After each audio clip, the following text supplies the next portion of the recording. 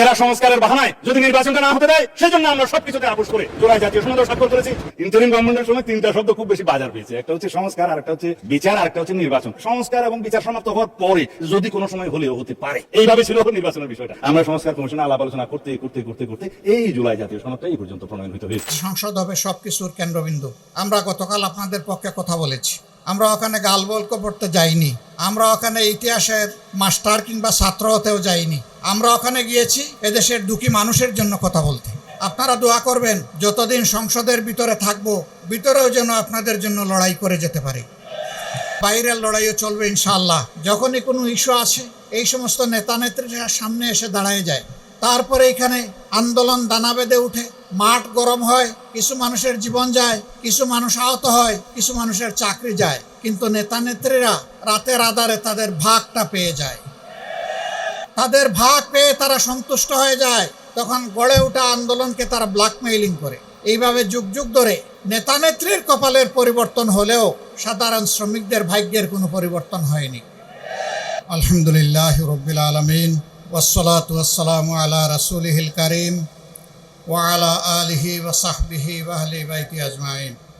বাংলাদেশ শ্রমিক কল্যাণ ফেডারেশন কর্তৃক আয়োজিত মহান আন্তর্জাতিক শ্রম দিবস উপলক্ষে আজকের এই বিশাল সমাবেশের সম্মানিত সভাপতি, শ্রমিক কল্যাণ ফেডারেশনের নবনির্বাচিত সভাপতি, বিশিষ্ট আইনজীবী জনাব আতিকুর রহমান, মঞ্চে বসা সম্মানিত নেতৃবৃন্দ, আমার সামনে উপস্থিত শ্রমিক বন্ধুগণ, গণমাধ্যমের সম্মানিত ভাই ও বোনেরা, আসসালামু আলাইকুম ওয়া রাহমাতুল্লাহ। আমার বক্তব্যের সূচনায় আমি সেই সমস্ত মহান ব্যক্তিগণের প্রতি গভীর শ্রদ্ধা নিবেদন করছি।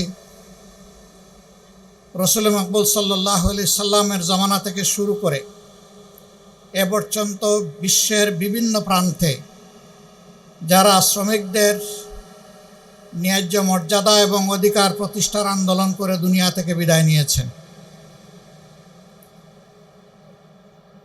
সম্মানিত ভাই ও বন্ধুগণ, ইতিহাসে এক এক করে 140 বৎসর বিদায় নিয়েছে।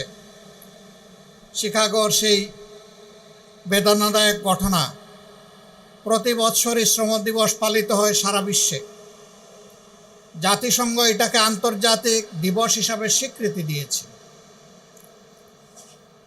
এই সমস্ত শ্রম বা শ্রমিক সমাবেশে বিভিন্ন দেশের সরকারি বিরোধী দল, বিভিন্ন পর্যায়ের রাজনৈতিক নেতৃবৃন্দ হাজির হন, বক্তব্য দেন, আশ্বস্ত করেন যে আমরা আপনাদের জন্য এই করব ওই করব, আপনাদের আর কোনো দুঃখ দুর্দশা থাকবে না। 140 বছরে যদি তাদের দেওয়া প্রত্যেকটা ওয়াদার তারা 10 ভাগের 1 ভাগ করেও পালন করতেন, তাহলে এতদিনে শ্রমিকদের আর কোনো দাবি দেওয়া অবশিষ্ট থাকতো না। 364 দিন এই দাবি সবাই ভুলে যায়, আর 1 মে আসলে এই দাবিতে সবাই দরদি আন্তরিক হয়ে ময়দানে নেমে পড়ে।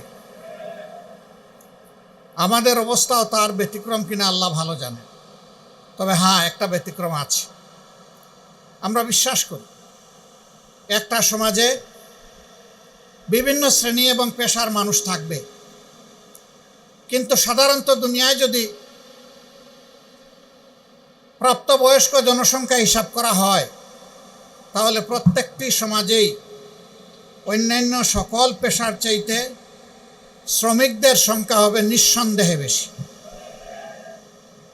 এই বৃহত্তর জনগোষ্ঠীর প্রয়োজন এবং মর্যাদাকে উপেক্ষা করে একটা সমাজ কখনো টেকসই হতে পারে না, সত্যিকারের উন্নয়ন আসতে পারে না। দুনিয়ার বিভিন্ন প্রান্তে যারা নিজেদেরকে বামপন্থী বলে দাবি করেন, তারা শ্রমিকদের অধিকার নিয়ে বেশি সংগ্রাম করেন।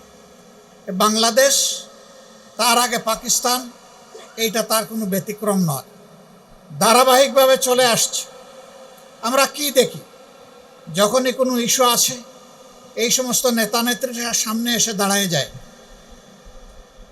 তারপরে এখানে আন্দোলন দানা বেঁধে উঠে, মাঠ গরম হয়, কিছু মানুষের জীবন যায়, কিছু মানুষ আহত হয়, কিছু মানুষের চাকরি যায়, কিন্তু নেতা নেত্রীরা রাতের আধারে তাদের ভাগটা পেয়ে যায়। তাদের ভাগ পেয়ে তারা সন্তুষ্ট হয়ে যায়। তখন গড়ে ওঠা আন্দোলনকে তারা ব্ল্যাকমেইলিং করে। এইভাবে যুগ যুগ ধরে নেতা নেত্রীর কপালের পরিবর্তন হলেও সাধারণ শ্রমিকদের ভাগ্যের কোনো পরিবর্তন হয়নি। তারা আবার শ্রেণী সংগ্রামের আওয়াজ তুলেন। তারা বলেন শ্রেণী শত্রু খতম করতে হবে। শত্রু কারা? শত্রু হচ্ছে মালিক পক্ষ। আচ্ছা, মালিকও যদি না থাকে তাইলে শ্রমিকটা কাজ করবে কোথায়? আমরা ওই খতমের রাজনীতিতে বিশ্বাসী না। আমরা পারস্পরিক শ্রদ্ধা, মর্যাদা, ভালোবাসার রাজনীতিতে বিশ্বাসী। আমরা বিশ্বাস করি মালিক যদি শ্রমিকের উপর ইনসাফ করে, শ্রমিক তার সমস্ত যোগ্যতা উজাড় করে মালিককে সহযোগিতা করবে, কাজ করবে। কিন্তু মালিক যদি শ্রমিককে ঠকায় তাইলে স্বাভাবিকভাবেই ছায়ার দিকে পা তুললে ছায়াও কিন্তু পা তুলে। তখন আর ওই শ্রমিক বন্ধুটি, ভাইটি, বোনটি তার সমস্ত যোগ্যতা উজাড় করে ওই মালিকের জন্য কিছু করবে না। এতে উভয়ে ক্ষতিগ্রস্ত হবে। আমরা কারোই ক্ষতি চাই না, আমরা চাই তাদের মধ্যে সমন্বয়। আজকে বাংলাদেশের 16 কোটি, 18 কোটি, 20 কোটি বিভিন্ন জন বিভিন্ন কথা বলেন। তার মধ্যে বিশাল অঙ্গন জুড়ে শ্রমিকদের পদচারণা শুধু দেশের ভিতরে নয়, বাইরেও বটে। আজকে তো দেশের ভিতরের শ্রমিক ভাই বোনদের জন্য আমরা কথা বলছি, বাইরের যারা তারাও তো আমাদের ভাই বোন, তাদের জন্য কথা বলবে কে? সামান্য রুটি রুজির আশায়, একটু আশ্রয়ের আশায়, একটু ভাগ্য পরিবর্তনের আশায় এরা জীবনের ঝুঁকি নিয়ে সমুদ্রে নৌকার উপর চড়ে বসে। তারপরে কোনো একটা ঢেউ এসে তাদেরকে সমুদ্রের পেটে হজম করে ফেলে। আর কেউ ভাগ্যবশত চলতে চলতে, দুলতে দুলতে কোনো সুরত যেখানে গিয়ে পৌঁছতে চায় সেই বন্দরে ভিড়ে। ওখানে ভিড়ার পর কারো জায়গা হয় কারাগারে, আর কারো জায়গা হয় বনে জঙ্গলে। তারপরে আস্তে আস্তে আস্তে পথ খুঁজে নেয়। সেই সমস্ত লোকেরা যখন একটু কাজকর্ম করে তখন বিদেশের মাটিতে প্রাসাদ গড়ার চিন্তা করে না। তাদের অর্জিত সমস্ত সম্পদ প্রিয় দেশে আপনজনের জন্য, দেশের জন্য পাঠিয়ে দেয়। হ্যাঁ, বৈধ পথে অনেক শ্রমিক যান। তারা যাওয়ার পথেই দালালদের খপ্পরে পড়েন, সিন্ডিকেটের খপ্পরে পড়েন। যে টাকা দিয়ে পাশের দেশের দেশসমূহের লোকেরা যায় তার চাইতে 3 গুণ 4 গুণ ওই দালালদেরকে দিয়ে তাদেরকে বিদেশে যেতে হয়। তখন তারা সেই টাকাটাও পুষাতে পারে না, তাদেরকে মানবেতর জীবনযাপন করতে হয়। 2-4টা দেশে যাওয়ার সুযোগ হয়েছে, দেখার সুযোগ হয়েছে। তারা 3টা শিফটে 1টা সিট ভাগাভাগি করে ঘুমায়।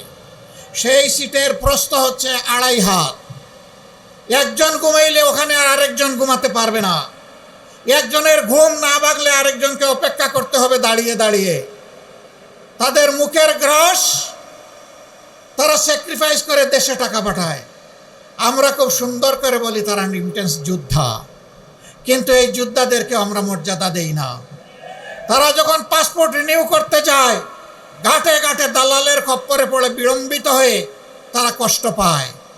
বছরের পর বছর যায়, সেখানে মিশন আছে, হাই কমিশন আছে, সেখানে আমাদের এমবাসি আছে, বড় বড় কর্মকর্তা কর্মচারীরা আছেন, কিন্তু আমাদের এই ভাই বোনদেরকে সেখানে ভোগান্তি পোহাতে হয়। তারা কেউ যখন চাকরি হারায়, যদি সঙ্গত কারণে হারায় বলার কিছু নেই, কিন্তু অনেকে অসঙ্গতভাবেও হারায়। তাদের পাশে দাঁড়ানোর কাউকে খুঁজে পাওয়া যায় না।